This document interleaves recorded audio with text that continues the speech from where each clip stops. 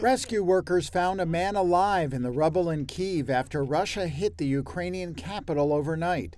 At least 12 people were killed in the missile and drone strikes, and at least 90 were wounded in the biggest attack there this year.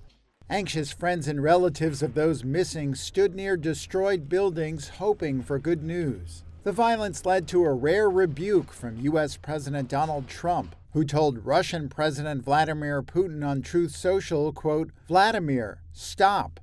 Trump was asked about his message to Putin during a meeting with Norway's prime minister in the Oval Office. What is your level of frustration with President Putin? I didn't like last night. I wasn't happy with it.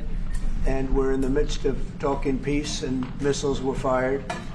And I was not happy with it. That's what I meant. Why are you not putting more pressure on Russia? I know a lot of Europeans. Putting a lot of pressure. You don't know what pressure I'm putting on Russia. They're dealing.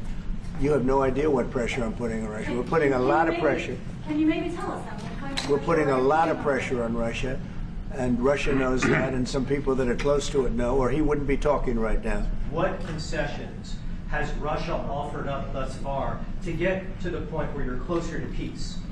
Stopping the war, stopping taking the whole country. Pretty big concession. Trump said he still believed both sides wanted to make a deal to end the war begun by Russia in 2022. But the White House has also threatened to abandon its efforts at peace talks if no progress is made soon.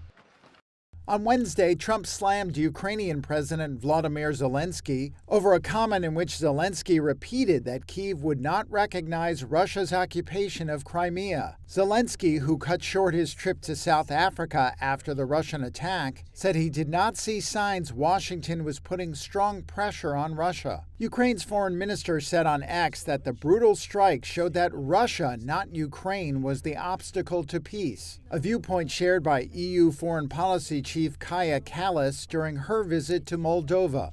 It is clear that we want peace. Moldovans want peace, Ukrainians want peace, the Europeans want peace. But the reality is that Putin is escalating attacks, and it's making it clear that he doesn't want peace. It takes two to want peace. It only takes one to want war. We have to keep supporting Ukraine, that they are able to defend themselves. Talks did take place between the U.S., Ukrainian, and European officials in London this week, and Zelensky said on Thursday that the meeting with a U.S. representative had not been easy, but that it had been constructive. A U.S. official said Trump's special envoy is expected to meet Putin on Friday for more talks.